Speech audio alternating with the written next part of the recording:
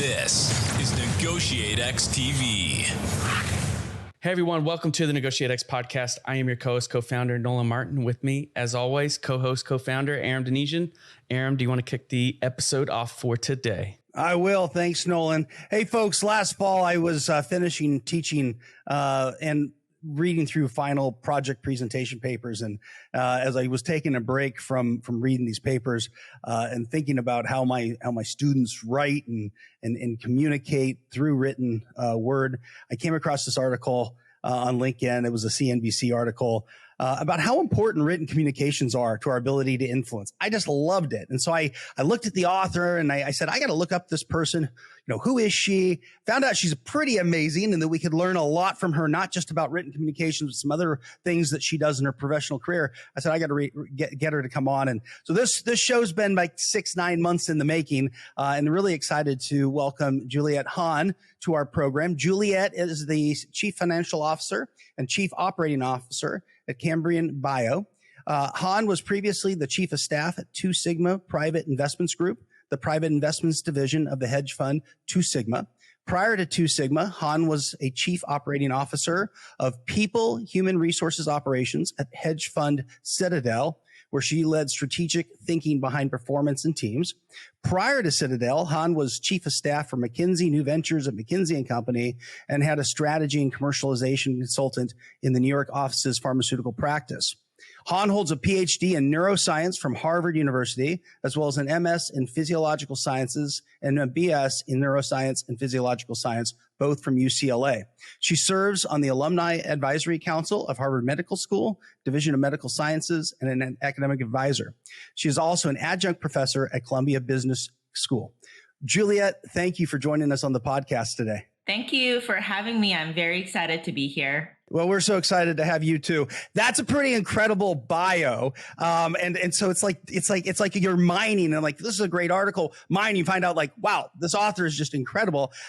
We know you're busy. So, before we get into really any questions, what else could you tell us about from your background, and your own journey and story that might be important for our listeners to kind of understand, kind of the context, for kind of having you on today and the things that have influenced your thinking? I do think that much of my professional journey has been shaped by my academic journey as well. So when you come out of academia, and some people later or earlier than others, for me, it was after about 11 years of bench science. And coming into the professional world, you're not also given the same courtesy or understanding as you're given when you're 22 and just out of college. Right. So there is a lot of catching up to do. At the same time, you do enter a different type of maturity. So I would say a lot of growth and self-growth and self-reflection comes from a lot of that experience. Yeah. It's that combination of education, reflection, so study, time, and then experience, right? And being able to put a lot of things into practice. And yeah. And we're going to dig into all your practices. So absolutely. Great.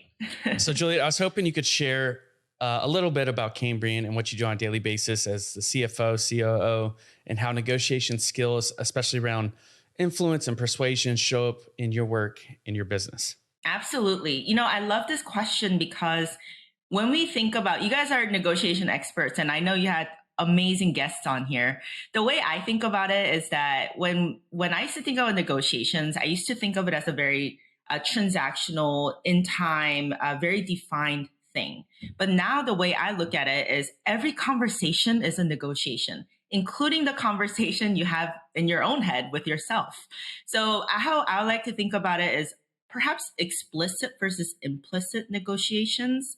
I would say that's the best way I think about how I approach my job. So first, my remit as to what I do on day to day. That's a great question. I cover what you would expect of a CFO, COO, like corporate functions, including HR, communications, legal aspects of finance. And I also work closely with the other departments, especially given my science background. Science is ultimately a language and doctrine of thought. So I'm able to work closely with our R&D team. We do have sourcing and business development teams. So those are teams I work closely with cross-functionally as well. And even if they don't report to me. So how I like to think about every communication I have with my teams or people not on my teams is that of influence. And you want them to do things in a way that rows in the same direction. So if you're just ordering people to do something because you have the authority to do that, fine, you might get something tactical done. But really, if you approach someone with a negotiation mindset of influencing them to row in the same direction, I promise you they will look out for icebergs themselves and row in a better direction than you even thought of. And one thing I do want to also point out is that there are people who are very vocal in organizations, and you know exactly what they want, exactly what they think and what their incentives are.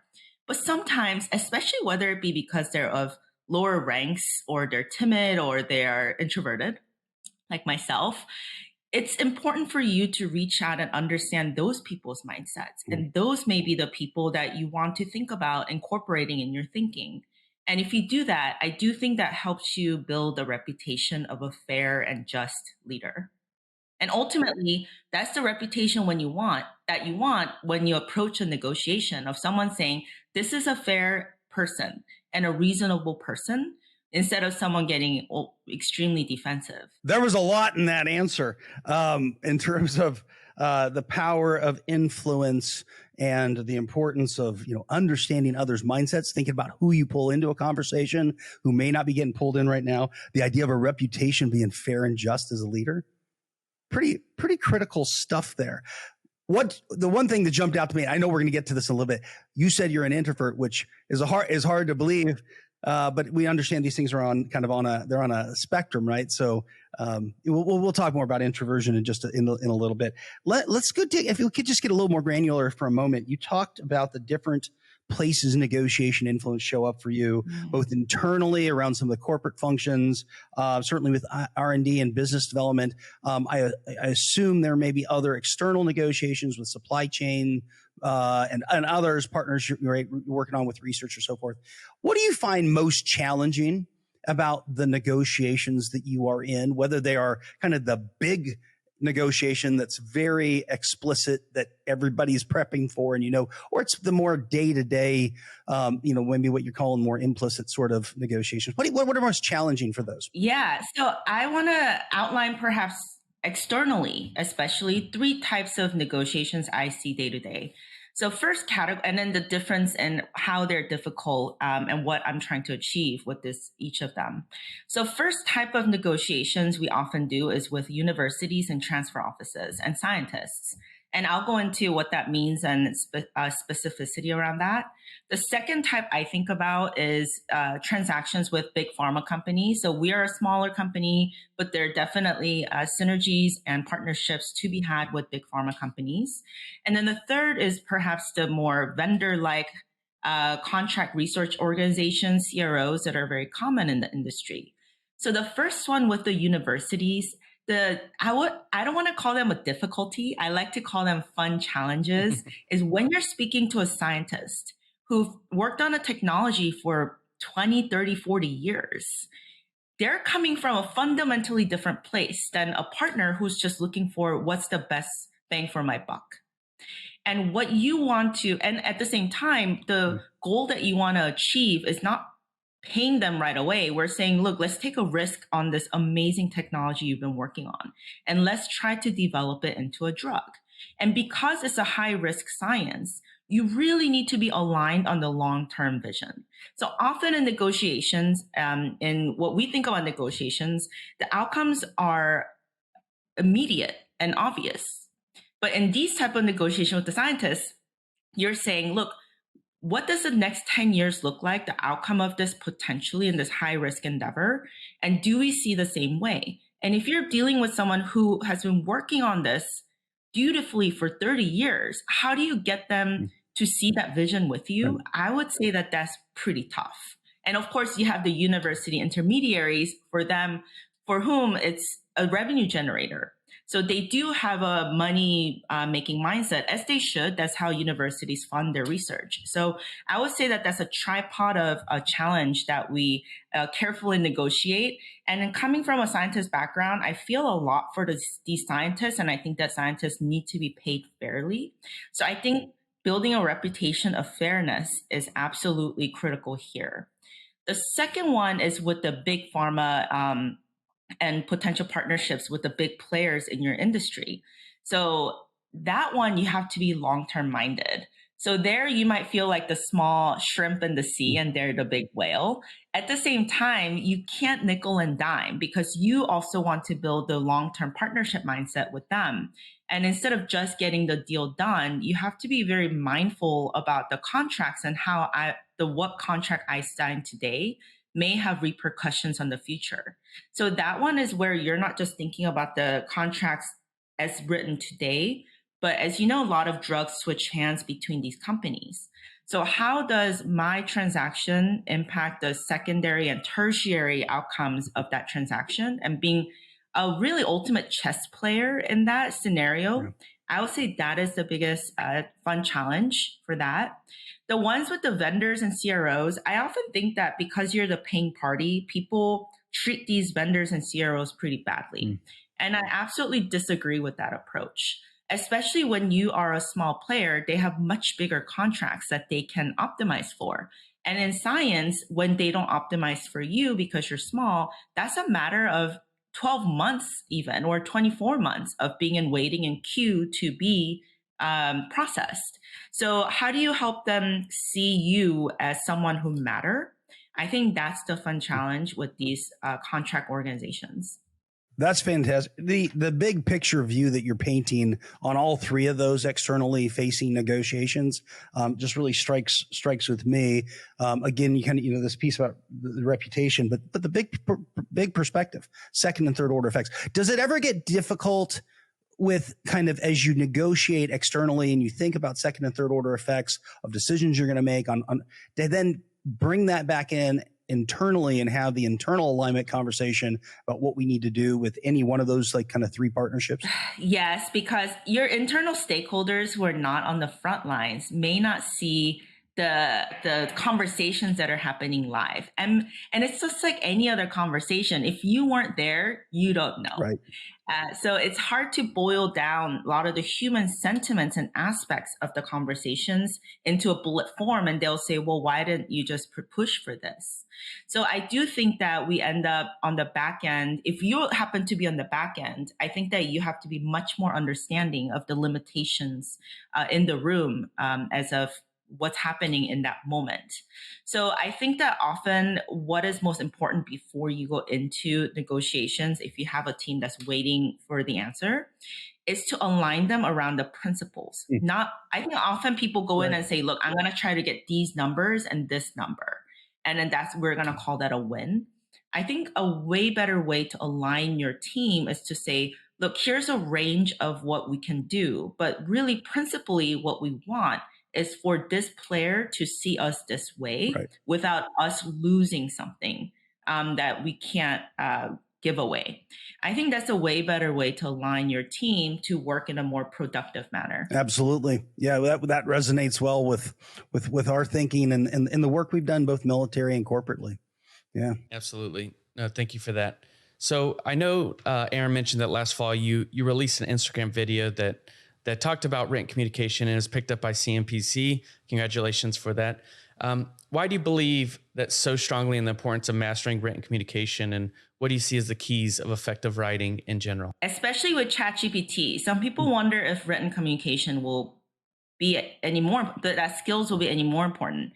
And I think if anything, it will be even more important. And here's first be a couple reasons why and what that means to answer your question. So one is you can't pause and ask ChatGPT to write a quick text or email every single time.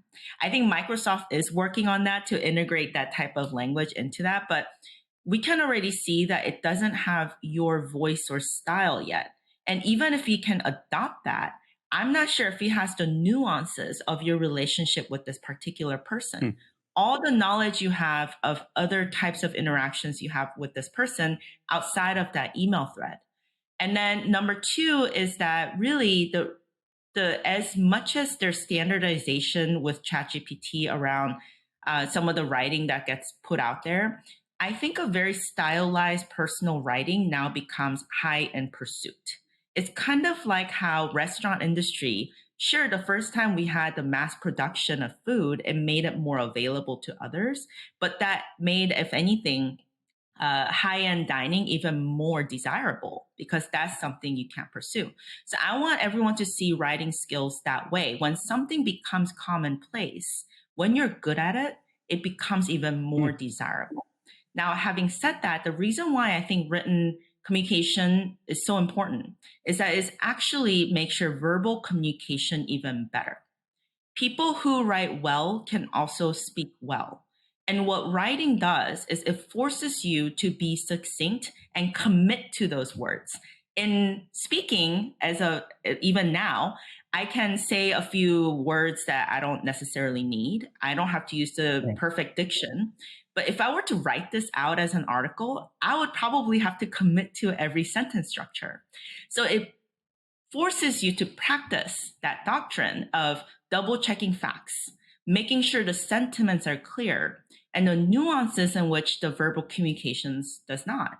So effective writing delivers the crisp messages without evoking unwanted emotions and reactions. And it helps build relationships. So there are different types of struggles when people write, and I've seen across different career transformations I had. So for instance, in academia, we write in very esoteric language. So we have all this scientific research that no one outside of science really knows. And it's all about how smart you can sound and how much facts you can throw out there, and not a lot about narrative and the audience. Now, it has a lot of data, but as you can see, it lacks direction or overarching so what. Now, there's an opposite issue in the corporate writing that lacks crispness. We talk about jargon and it lacks commitment to ideas, and sometimes it doesn't even have the right facts. So I do think that if you are aware of these differences, so I became astutely aware of these differences when I made a transformation and how I had to really evolve the way I think and write. So I would love for everyone to really critically reflect on your writing skills and what has been required of you, and whether that is the style is the best way forward in your environment. And you said, was there an instance that you were just referencing that kind of really brought this attention for you, like for you personally? Was there something that happened? That's a really great question. Let me tell you something that I there's a lot of moments actually when I came out of academia that was like, it just demonstrated for me what an ostrich in the head in the sand I was. But there was this moment I left academia and I was at McKinsey. It was one of my first projects, maybe a couple months in. I was working with this phenomenal manager and they asked me to put together this analysis. By the way, and this is why McKinsey likes to hire former academics, because we're very thorough and we're not daunted by, hundreds of pages of facts to put together. So I was running this data analysis and I was taking a while, and I showed my manager this data and it had error bars. So these graphs, and I was like, well, here's 1,000 data points. I did this fancy analysis on with this error bars. And she looked at me and she said, what are these little things? And I said, these are error bars. It shows you confidence interval. And she's like, yeah, we don't do that here. And I don't need n equals 1,000. We just need to know enough to make decisions, and the management decides the confidence interval, and which is absolutely true, right? The management is to say, hey, here's some data. I don't need all that much because I don't have time to wait for analysis to be done in 2 weeks. And I'm going to build conviction around how much I believe in this data is going to happen again. So for me, that was a huge aha moment. At first, I was like, I can't believe if I put forward any analysis that has no error bars, in academia, I would be thrown out of the window immediately. So it made me realize what a difference there is in terms of how people build conviction around their hypothesis. Thanks for that. You discuss writing decisive emails in your article. This is so relevant as so many negotiations or other conversations these days happen over email. Could you describe how a decisive email differs from how we typically write emails? Are they more direct? Do they have more influence somehow? How do they actually look different? Yes. Very great question. I want everyone to think of every email in some ways as decisive emails, because ultimately, what are you communicating if you're not driving towards some decision? even if you're communicating with your friends where to go to dinner. So when we say someone is decisive, we immediately think of that means it's direct and I'm going to communicate to you exactly the answer I want. It could not be further from the approach. The decisive emails to me means that you are driving someone to make the decision that you agree with. So what does that mean? If you just tell someone, let's do this, the likelihood of them saying, yeah, let's do that is pretty low. Right. So decisions aren't just yes and no. So you need to align people to the same context, give consideration or acknowledgement of their stance, and bring people along to the decision. So you're painting the world for them in which your decision just makes the best sense. So most emails, when we think of I'm going to drive towards a decision, it's all about my stance, my decision, and what's in it for me. And that's not decisive. It drives people away from that decision. So you need to write an email that it really has context, and don't falsely assume that delivering a finite message equals decisiveness. Yeah, I think that's a trap, right? That message sent equals message received. But if you don't establish context, if you don't put it in a place where it's going to be received by the reader with where they are, you miss the boat.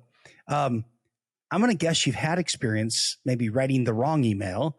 Have you ever written one that you wish you had back, but either because it could have been sent, maybe you shouldn't have sent it, or it just could have been better? Yeah. Any thoughts there? So look, I have regrets all the time when I send that email. I'm like, oh, I wonder if I should have said it this way. I do think over time that made me a better writer. Now, having said that, there's a couple things that I do now that I know wasn't best practice for me when I had those regrets. I have those regrets when I write back too quickly on something that wasn't urgent. So I'm so excited to get my thoughts and my message out there that I didn't do enough of not just proofreading, but thinking more deeply and broadly. So what I do now is I have a draft going immediately just to get the thought started and then go on about my day. And often these emails aren't that urgent unless they really are, and come back and add things in or even more important, take some stuff out. Right. So I would really espouse for taking the time to write something and not just staring at it, but just walk away and coming back and adding things. By the way, the times that I think people, myself included, regret writing the email the most is because maybe it shouldn't have been an email. And in fact, the first step to writing a great email is to decide whether it should be an email at all. I think we get so comfortable with emails or text that we're all of us, many of us actually, some of us are not, are a little bit allergic especially after the last few years on human interaction, including Zoom or Slack or just calling. Now the phone rings and you're like, well, I don't even know my phone was on in the last 10 years. So I do think that even if you are to write an email and want to put something in writing, some of these things go down so much better when you just call someone and deliver a message first and just hear their reaction and just let them down softly versus they're guessing at what your intentions are. Right. And email comes across honestly a little inhumane, no matter how warmly you put it, no matter how you sign off with it. So I do think that before you write that email, the first question is, should I call this person first? And I don't think we do that enough. And that brings the humanity into relationships. Do you have other guidelines? I love this idea that my first step to writing a good email is asking whether I should do it at all. Do you have guidelines as you choose modality? And you're right, we're living in a crazy time. Right? There's so many options when it comes to we could do this by Zoom or some other form of Teams or virtual, whatever. We can do this by email. We can do this over text, phone call. We could try to meet in person. There's just so many more forms of modalities. Do you have guidelines that go through your thinking about this relationship, this issue, this topic, whatever, this drives the modality that we need to have this conversation in? I think so. Absolutely. So I think if anything, farther you are from where you need to get to, more closer in physicality you need to be. I would say that's a really good framework. So farther in stance or relationship you are, and more uncomfortable you feel with this person, more human you need to make it. Now, traveling isn't an option for a lot of people, and it could be on Zoom. So I highly encourage everyone to start off on Zoom, the more uncomfortable you feel on Zoom. So what you have allergic reactions to, I would say, is probably what you should do. It's probably a good framework. And I think that people end up relying on emails to deliver an uncomfortable message because they feel fearful of the human interaction. That is precisely the moment you should deliver it in person.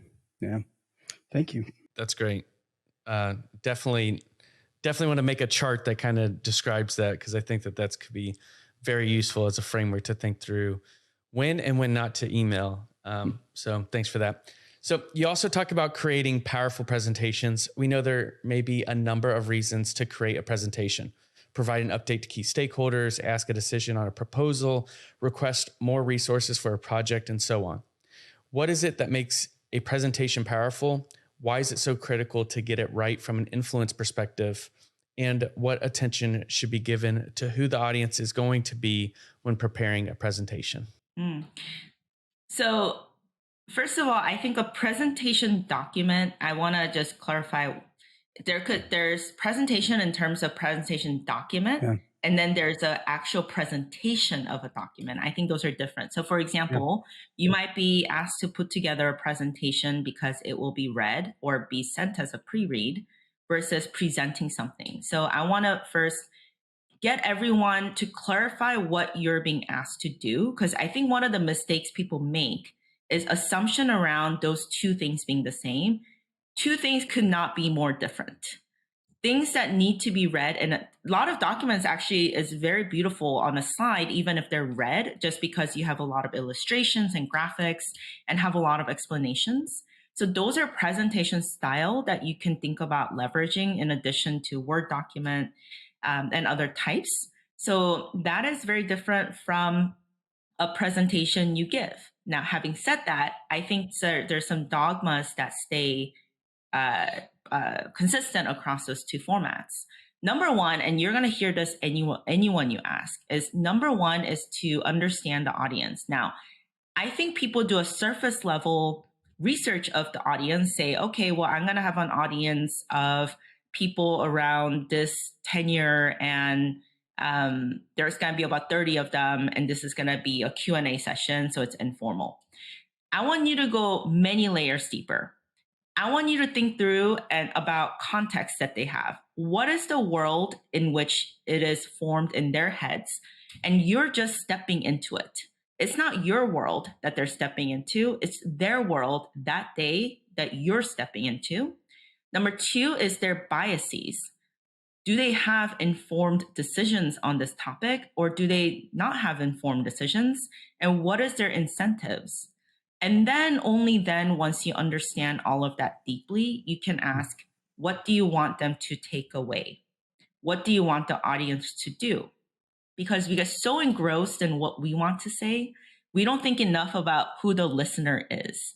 And often at work, the need is more heightened, because if you have an audience that disagrees or feel like you're attacking them, even if you aren't, because you're embarrassing them about some performance aspects, the last thing you want to do is embarrass anybody. That's going to turn away from what you're trying to say. So pre-work, including preparation of doing this deep research, as well as syndication, meaning that you pre-share the presentation with people who may feel sensitive, who may react badly. I would say those are more important, if not just as, but more important than the presentation itself. I think people gear up towards that 45 minutes of fame that they're going to have presenting something. But then the days and weeks and hours that you need to put in to prep the audience is just as important. I don't think we think about that idea of prepping the audience nearly enough. Yeah, absolutely. And certainly stepping into their shoes. Have you ever had a really important presentation? Can you share an example of one? I'm sure you've had one or two. That you thought just went really well, and why was it so successful? So I do give a lot of presentations, whether it be board presentations to my team, but I want to highlight one This one was particularly different, I would say. So some time ago, I had to give a presentation where I had zero skin in the game. So I wasn't a player in this decision making. And essentially the background, without divulging too much, was that there were a group of investors that wanted to enter a particular area of science. And they weren't sure, and they wanted to understand whether there's compelling enough structure and hypotheses to pursue this field. Now, I say I have no skin in the game in that I have no direct incentive. They weren't investing into me. I'm not getting any of their dollars, and they're just forming their own thing. But the reason why I was excited to do this is because I believe that more money should be going into science. So the more I can get investors comfortable with the way an investment could be structured, I think that's better outcome for everybody, all of us. So it was to explain some complicated aspects, so scientifically complicated, as well as to non-scientists, as well as business-wide, somewhat complicated, to how do I think about structuring different investment types into this particular area of science. So, and I really got a couple of touch points before I gave this presentation, and I was told I have to stay strictly in 45-minute time limit. So I really thought about this deeply, actually quite for weeks, because you have a very sophisticated audience with zero sophistication in science, and that needs to be really moved in a big way by this presentation and help them make this decision. So what I ended up doing is that I had both elements in my slides, which was some complex information that really should be read. And then there was some simple stuff that was more graphical. But what I ended up doing was I passed around this complex pages of this complex stuff. And I told them and said, I want you to listen to me right now, because this stuff you can take as pre-read or post-read. What I'm going to do for you, though, in the next 45 minutes is to hear your concerns about this area, set up the context in which you can go and understand this complex stuff and technical stuff you put in there. And I just want to have a dialogue with you why this is so important. And I really set it up as like, this is going to be a context setting for us. And it was great because I really got to hear their concerns and got to shape the narrative as to how they can now contextualize the complex stuff that they're going to take home and read, because their understanding of that really, those are just facts and figures. And what I needed to do was create a world with them that day, so that when they go read the complex stuff, they'll be like, this is worth it. Yeah. Doing this complex stuff is worth it, right? And I feel like she really heard out our concerns. So for me, that presentation took a lot of mindful strategy, and it took a lot of also physicality, and comfort mattered. Also, I think people don't think about the physicality enough. You can hide behind a podium. You can be far from the audience. Those are all different tactics you can think about. How much do you just gesticulate? Do you start with the story? So I do think that these are important aspects to bring your audience with you on what you want them to do. Hey everyone, Nolan here. I have to jump in and end today's podcast for part A of the show. Be sure to rate, review, and subscribe to the NEGOTIATEx podcast if you haven't already. And also join us next week for part B of this awesome interview. Hey, thanks for checking out this video on NEGOTIATEx TV. If you found any value at all, please hit the subscribe button, hit the notification icon if you want to be notified of future videos. And then we also have a couple videos over here that you might be interested in checking out. If you and your small business, your team are looking to get negotiations or leadership training, then you can head over to negotiatex.com and learn more about the coaching services we offer. Thanks, and I'll see you over the next video.